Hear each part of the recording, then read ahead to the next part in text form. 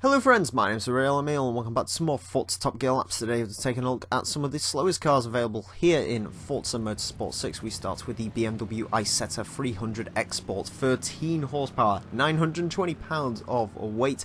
This is by far the least powerful vehicle in the entire game, let alone in this episode. In fact, if we're talking within the confines of this episode, the next least powerful car in this episode has 4 times the horsepower of this.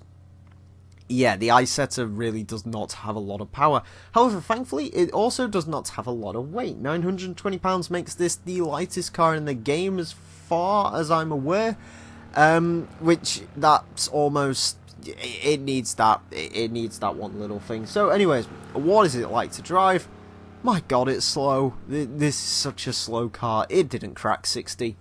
Going around here, in fact, to be honest with you, I don't think I did much over 50.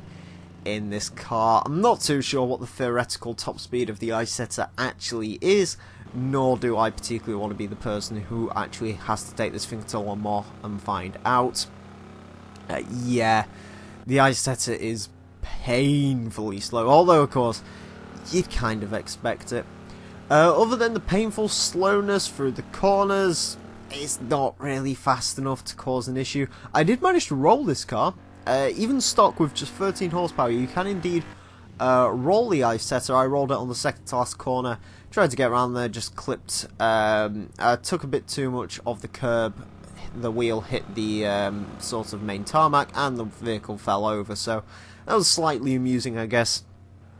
But it's slow. It's agonizingly slow. You can see it coming through the follow through here. I mean, it must be doing 40. 45 maybe at a push.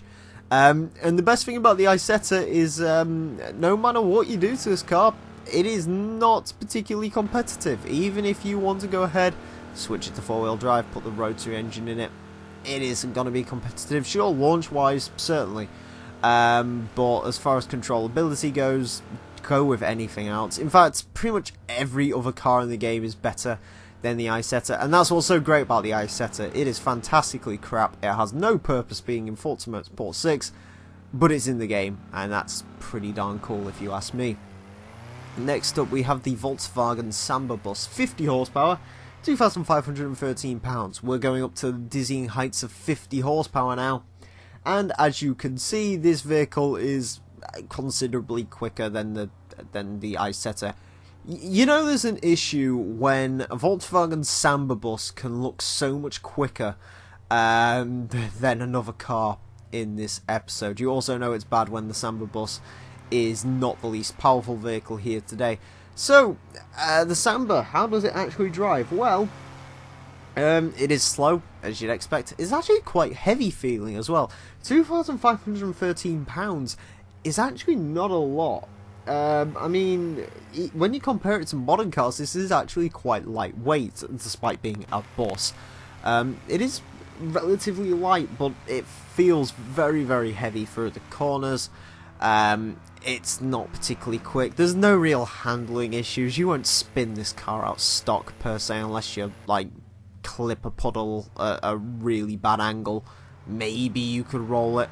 I doubt it, but maybe you could.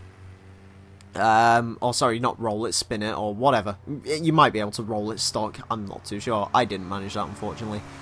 Yeah, much like the Isetta, the Samba is pretty agonizing to drive. It did crack 60, I'll give it that. Not 70, but it did reach 60, which is quite frankly dizzying. You may also be able to tell my cameraman here is much more used to filming quicker vehicles. You saw it a lot with the Isetta. You've seen it a lot with the Samba Bus as well. This guy's used to filming LFAs and R8s and Huracans and McLarens, not Samba Buses and Isettas. But there you go. I guess this job's pretty demanding when you think about it, actually. Yeah, the Samba Bus is slow, as you'd expect. Next up, we have a Willys Jeep, 60 horsepower, 2,137 pounds of weight. Now, the Willys Jeep is actually a bit of a surprise. I drove this back in Season 3 and found it to be very surprising, and here again, I find it very surprising as well. This thing through the corners is actually really, really good to handle. This is such a nice handling car. Now, of course, you know, it's got 60 horsepower. It's not really going to be much of an issue handling. But, I mean, you can just tell when you stick it through the corners, you're so confident with it, you don't really have to screw off much speed. It's hilariously good through the corners. It's actually quite fun to drive, believe it or not. You can see it sort of whizzing through the corners here, just how much corner speed this thing can actually take. The biggest issue with the Jeep by far, however, is the gearbox. It is 3-speed gearbox, which you'd kind of expect. However, the ratios aren't really long enough to let this car run quite as free as maybe it should do. It's limited to around 60-ish miles per hour. And that really affects it because it actually gets surprisingly decent acceleration. It's surprisingly good through the corners. If it had another speed in it, you know, if this thing got up to 90, this car would be considerably quicker around this track. Because I'm telling you right now, the Jeep is actually pretty darn good. I would be kind of curious to see what, you know, a ready-built E-Class, D-Class one of these could be like. In fact, I might go and do that after filming this episode. Because, yeah, you can tell there's such a nice car to drive hiding underneath here, but, yeah, the gearbox and actually the engine is a little bit too wheezy as well. You know, if this thing had 120 horsepower and just drove exactly like it does here, I would find it absolutely fantastic. And next up, the Terradyne Gurkha.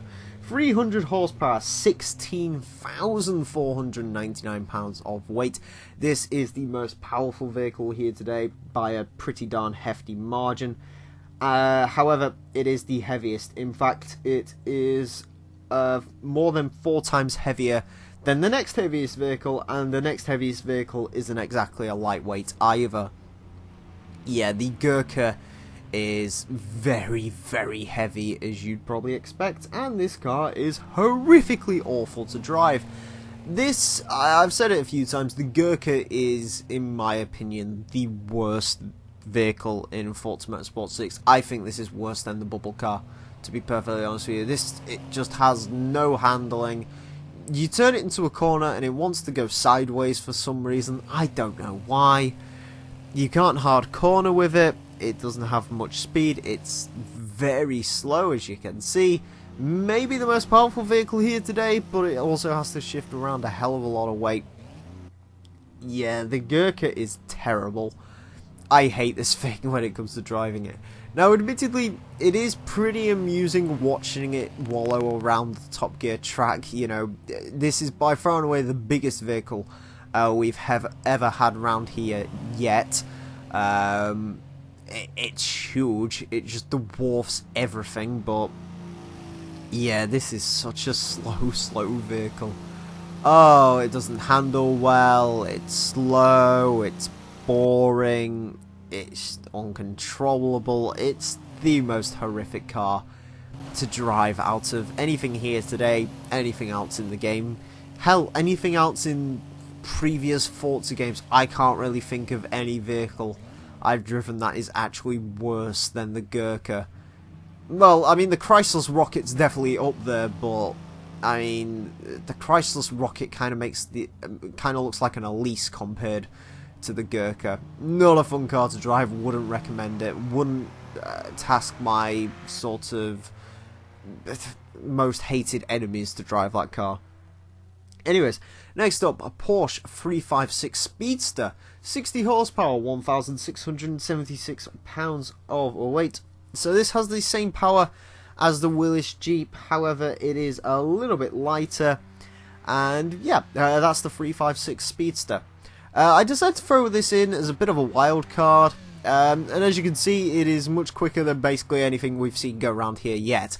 It sort of darts around the track. It really makes, you know, this looks very, very quick compared to everything else here today, even though it's still horrifically slow.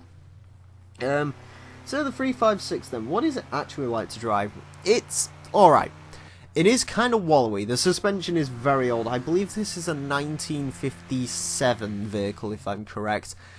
And obviously, you know, it has 1957 road suspension, which means it rolls around a lot. It is rear-engine, rear-wheel drive, of course. Luckily, it does not have enough power to really make that an issue at all. You know, it's not like you're really going to lose control of 60 horsepower, particularly.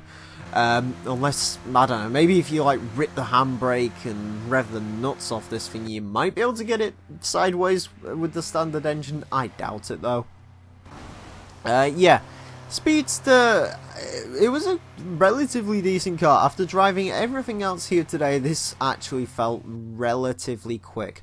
Would it be my choice, sort of, for this class of racing? Would it be my favourite car here today? No, not really. I still think that, with the exception of maybe one other vehicle, the Jeep is still the vehicle I'd actually like to drive most here today.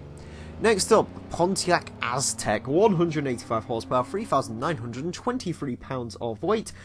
Yep, this is the second heaviest vehicle here today, apart from that goddamn Gurkha.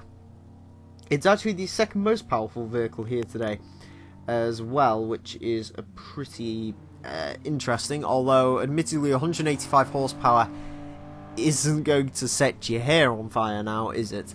So the Aztek then, what is it like to drive? Well, it's horrible. It's not quite as bad as the Gurkha. Yeah, to be perfectly honest with you, it's not quite as bad as the Isetta, really.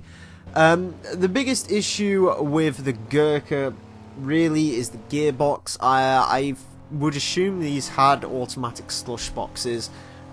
You know, they never had manuals. In fact, I would almost guarantee there was never a manual option for this car. And as a result, it has very, very long gear ratios.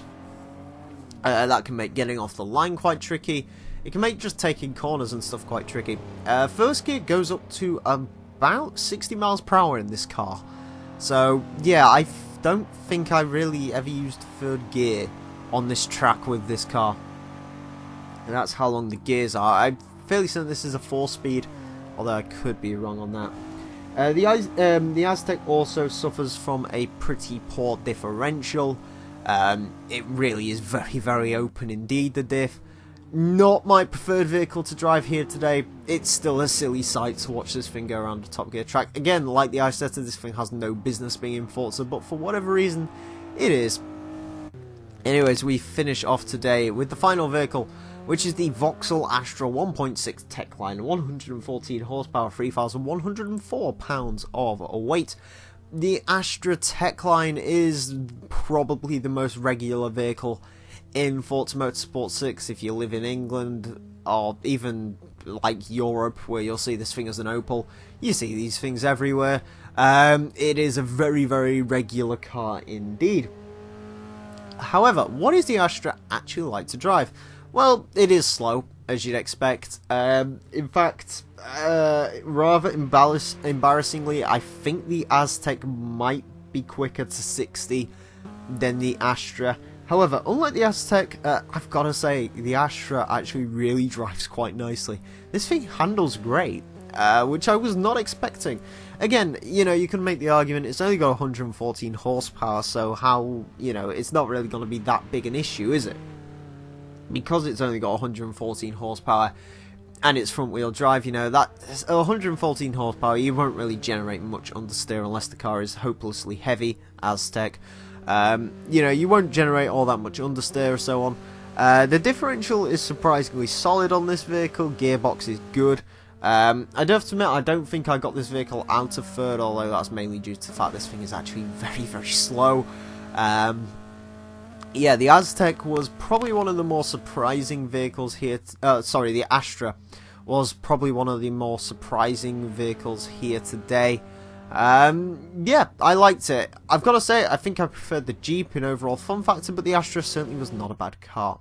Anyways, moving on to the times, and the Astra is actually the quickest car of the day, going into 96 with a 144.615, beats out a Mini Cooper S, and rather embarrassingly also beats a Mark 1 GTI Golf out, so that's a little bit sad. Porsche 356 Speedster finds itself in 99th with a 146.606, followed by the Pontiac Aztek with a 146.847. I so thought the Aztek was going to beat the Porsche. I was kind of willing it on. As much as I didn't like driving that Aztek, I thought it'd be kind of amusing if it could beat a Porsche, but alas, it did not. The Willys Jeep goes into 101st with 156.151. Great handling car. If that thing had a better gearbox, you could probably shave at least 5 seconds off there. Samba Bus goes into 102nd with a 204.827.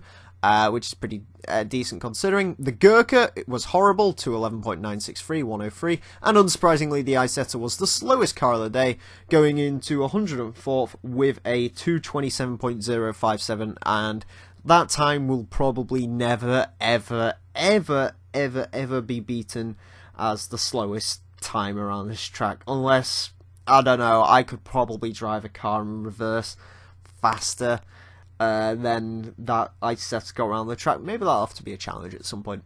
Anyways, friends, I do hope you've enjoyed all these slow cars. Don't worry, normal service will resume next week when we'll be taking a look at some faster vehicles, as we'll start taking a look at some hot hatches, and we'll start with retro ones, so join me for that. Anyways, friends, I want to thank you all very much for watching. My name's been the Real Emile, and until next time, farewell.